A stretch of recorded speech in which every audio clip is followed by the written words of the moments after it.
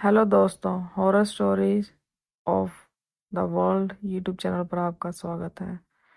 यहाँ मैं आपके लिए सच्ची डरावनी कहानियाँ लेकर आती हूँ। तो अगर आपको भी सच्ची डरावनी कहानियाँ सुनना पसंद है तो आप भी मेरे चैनल को सब्सक्राइब करें और मज़ा लीजिए इन सच्ची डरावनी कहानियों का मेरे साथ मेरी आवाज़ में। आज की कहानी जो है वो पूनम की है, जो कि दिल्ली में रहा करती थी। ये कहानी है सन 1999 की। सो 1999 की बात है। पूनम की उम्र थी 35 साल और वो अपने पति और 2 बच्चों के साथ रहा करती थी। उसके 2 बेटे थे। पूनम कभी कभी अपने पति के साथ अपने बूढ़े पिता जी के घर जाया करती थी, जिनका नाम था सुभाष। सुभाष जी की उम्र अब हो चली थी और उनकी पत्नी भी नहीं थी उनके साथ। पूनम को यही बताया गया था कि उसकी माँ जो है वो उसको बस कुछ समय की थी। जब पूनम 3-4 साल की तो उनकी जो है डेथ हो गई थी। पूनम को यही बताया गया था। एक सुबह सुभाष जी बस बैठे हुए अपनी बेटी से उसके बचपन की बातें कर रहे थे। जब वो जवान थे तब की बातें कर रहे थे। उसकी दादी की बातें कर रहे थे। पूनम को बड़ी हैरानी होती है कि कभी उसके पिता, उसके जो नाना नानी है, मामा मामी है, मौसी है, मौसा है, ये किसी के भी ऐसे किसी के बारे में बात ही नहीं करते उसके पापा कभी। वो सिर्फ उसके अपने जो है माता पिता, यानी कि पूनम के दादा दादी, चाचा चाची, ताया, इनके बारे में ही, बुआ, इन सभी के बारे में बातें किया करते थे। पर नानकियों के बारे में कभी उन्होंने बात ही नहीं किया था कुछ पूनम से। खैर, पूनम जो है वो एक दिन शाम का समय था, चाय बना रही थी अपने पिता के लिए। और उसके पिता जो है बस एल्बम देख रहे थे। तो उसके बचपन की जो यादें ताजा कर रहे थे और हंस कर रहे थे, मुस्कुरा रहे थे। पूनम चाय लेकर आती है पिता के लिए। उसके पिता चाय पीते हैं और बोलते हैं, मैं तो अपने कमरे में जा रहा हूँ, मुझे आराम की जरूरत है। पूनम कहती है ठीक है। और जो है पिता वहां से चले जाते हैं। पूनम जो है बर्तन उठाती है चाय के में और वो एल्बम को समेटती है और वो अपने काम में लग जाती है, कि वो कुछ दिनों के लिए अपने पिता के घर रहने आई आई हुई थी। इतने में बच्चे आ जाते हैं और बोलते हैं, मम्मी मम्मी हमें कहानी सुनाओ, हमें खेलना है, हमें ये बना के दो। बस बच्चों ऐसे उसे अपनी बातों में उलझा लेते हैं। ऐसे ही समय बीतता रहता है। कुछ घंटे बाद जो है बच्चे भी सो जाते हैं। तो पति जो थे उस पूनम के, वो बाहर ही टहल रहे थे। पूनम उसी कमरे में जाती है जहां पर उसके पापा जो है वो बैठे हुए थे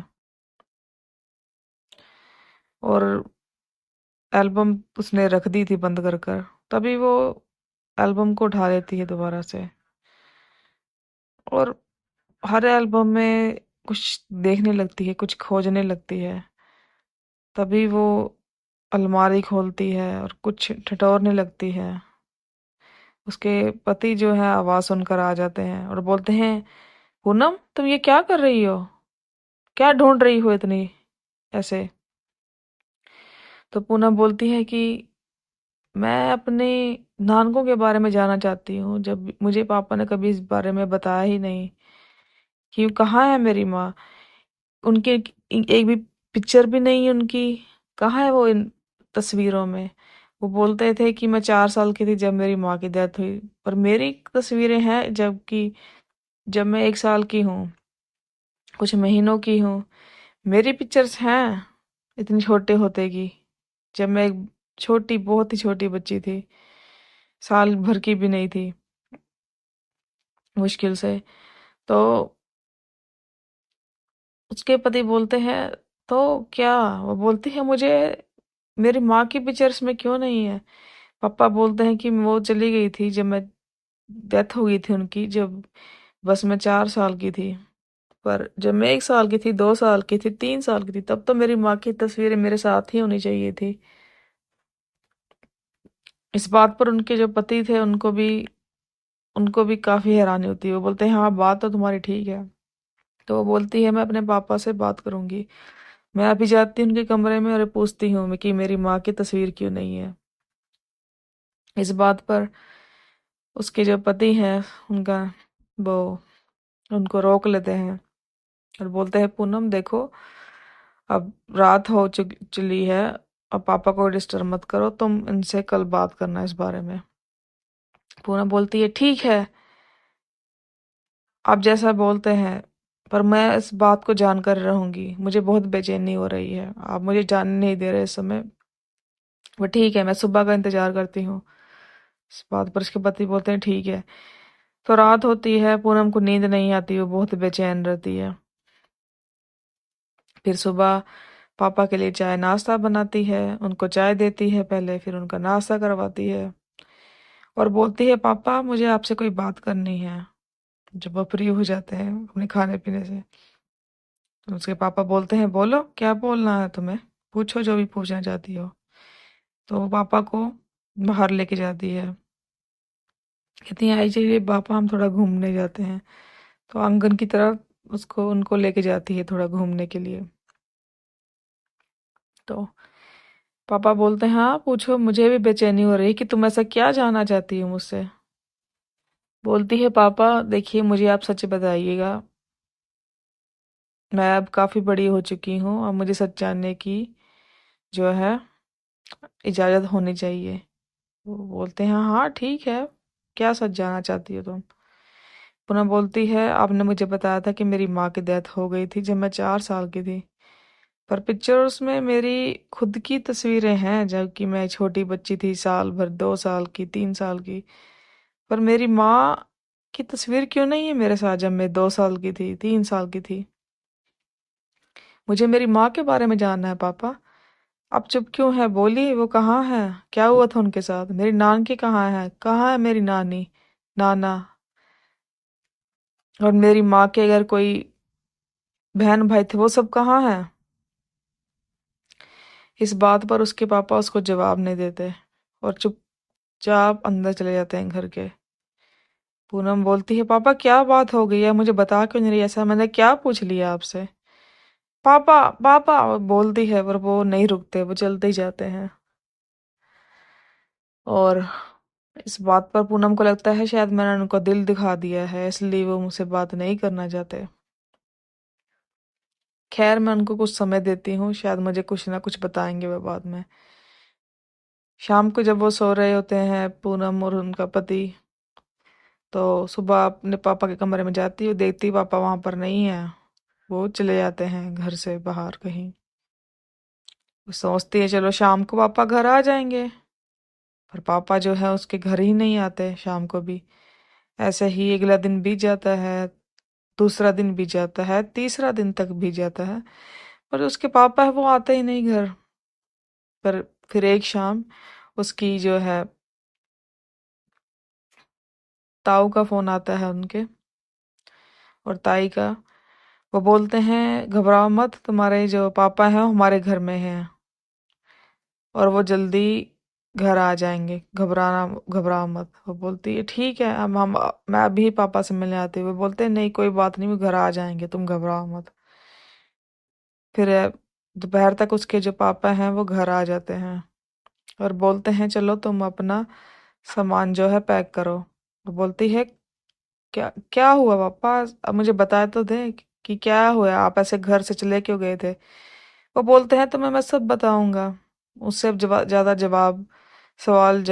जवाब मत करो और तुम तैयार हो जाओ। तुम्हारा पति और बच्चे यहीं रहेंगे, हम दोनों जाएंगे सिर्फ। वो बोलती है पापा ऐसा क्या है। वो बोलते हैं बस चलो तुम्हें मैंने बोला है। तो वो सामान अपना जो कपड़े लेती है कुछ रखती है बैग में और चल पड़ती है अपने पापा के साथ। वो लोग जाते हैं शिमला। तो शिमला वहां जाते हैं वो। तो एक बहुत ही पुराना मकान था। तो वहां पर एक नौकर था जो कि उस जगह की रखवाली किया करता था घर की।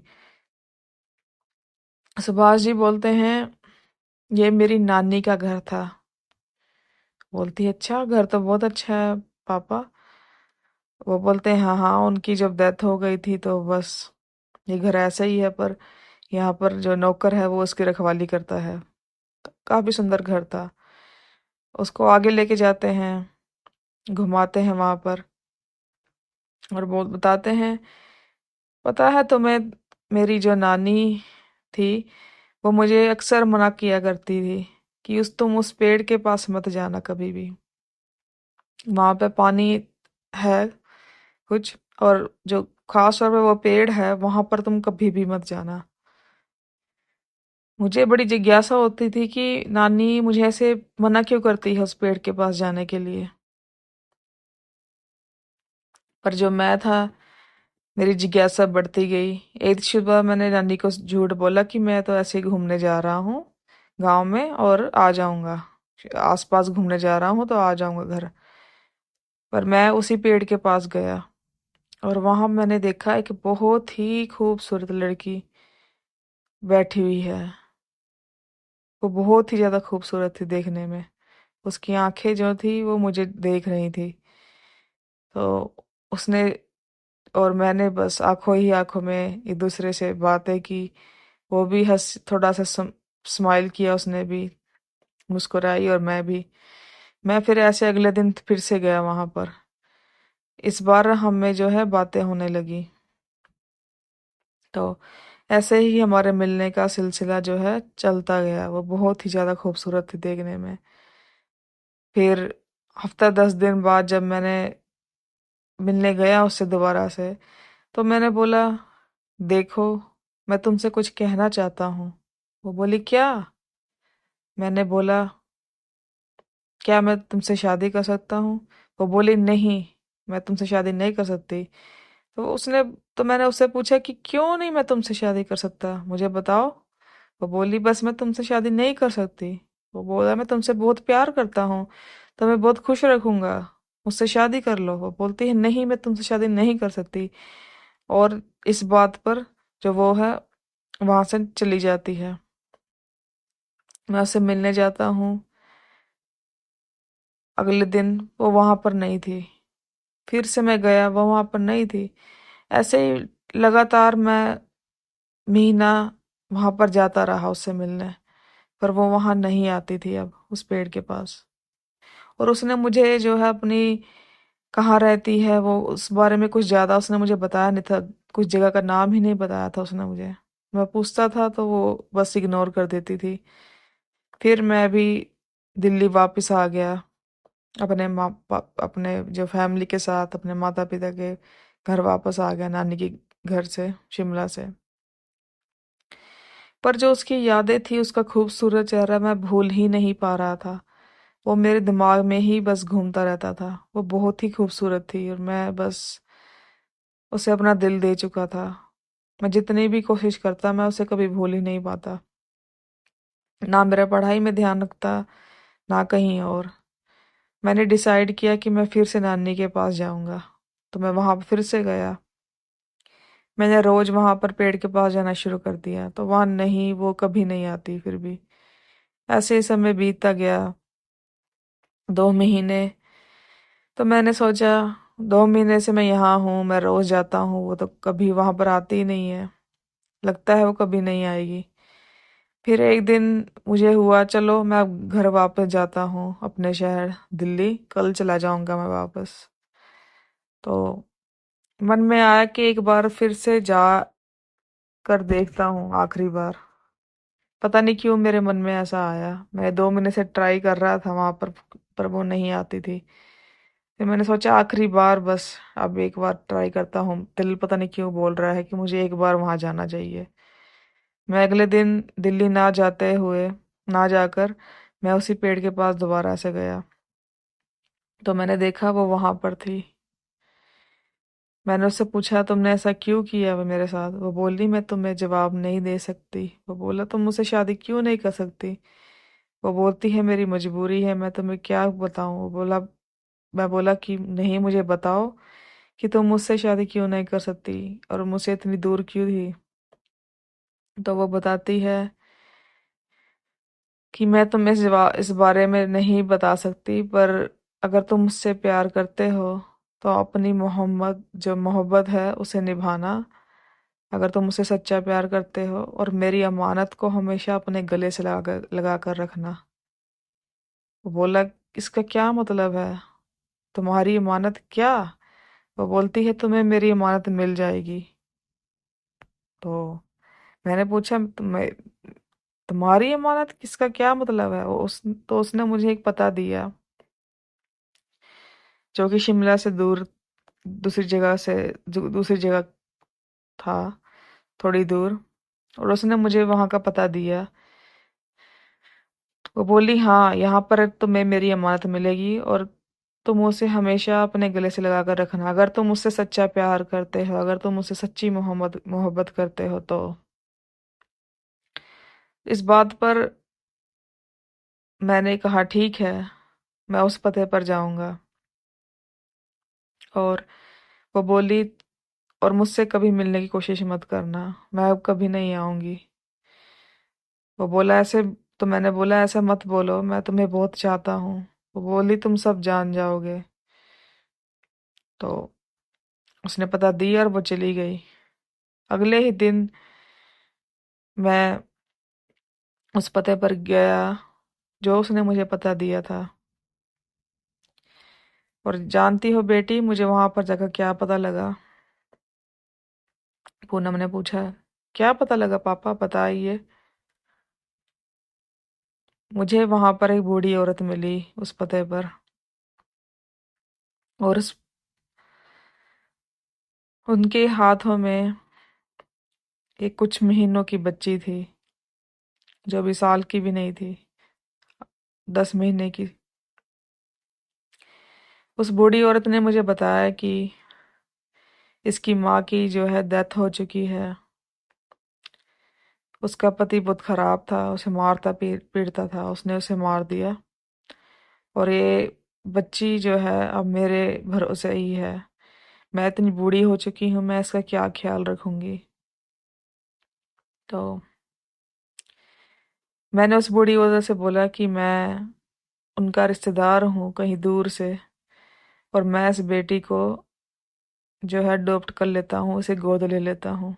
आप तो उसे संभाल नहीं पाएंगी, आप काफी बुजुर्ग हैं, और मैं इस बेटी को बहुत ही अच्छे तरीके से पालूंगा, आप घबराइए मत।